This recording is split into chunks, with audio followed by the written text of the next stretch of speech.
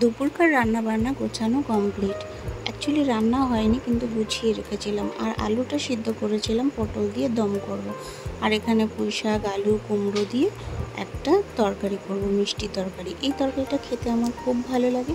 So hello everyone, আমি সুপ্রিয়া, তোমাদের সঙ্গে আবার একটা ভিডিও শেয়ার করলাম। আমরা ডিপ ক্লিন করি।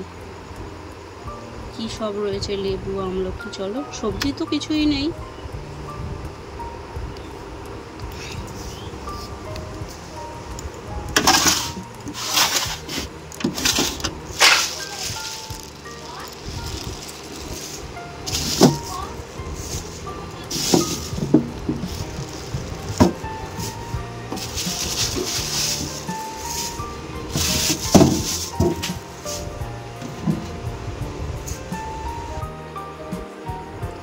এটাকে পরিষ্কার করা হয়ে গেছে। এবার রেখে দিচ্ছি আমলকি, আর ছিল কিছুটা কাগজি লেবু, আর রয়েছিল 3খানা মতো গন্ধরাজ লেবু, কারণ গন্ধরাজ লেবু খেতে আমি খুব ভালোবাসি, তার জন্য।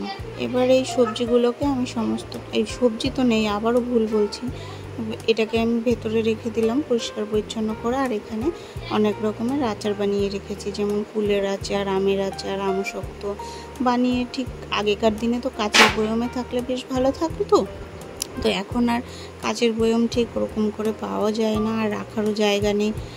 তো সেই জন্য ফ্রিজের মধ্যে স্টোর করে রেখে দিয়েছি। কিন্তু আচার বানিয়েছি বটে, খাওয়ার মানুষ নেই। তো যেহেতু দুপুর হয়ে গেছিলো, তো মনে হলো একটা আইসক্রিম খাই, আইসক্রিমটা বের করে নিলাম। এই খাওয়া দাওয়া কমপ্লিট করে বসেছি, তখনই পার্সেল চলে এসেছিলো। এই দুটো জামা অর্ডার করেছিলাম আমি, বেশ ভালোই ছিল, পিওর কটনের। তারপরে আবারও একটা পার্সেল এসেছিলো। এটার মধ্যে কি ছিল তোমরা দেখতে থাকো। মাকে আমি বললাম, মা তুমি এটাকে ওপেন করো, আমি ভিডিওটা করি। তো দেখো কি করছো, মনে হচ্ছে যেন যুদ্ধ করছে। তোমরা বলো তো ভেতরে পার্সেলের মধ্যে কি আছে। নাও, তোমাদেরকে দেখিয়েই দিলাম কি আছে। একটা কাপ প্লেট অর্ডার করেছিল আমার হাজব্যান্ড, তাই এটা এসেছে।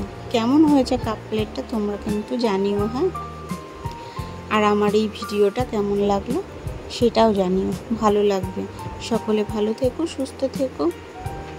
আবার আসবো নতুন একটা ভিডিও নিয়ে। বাই।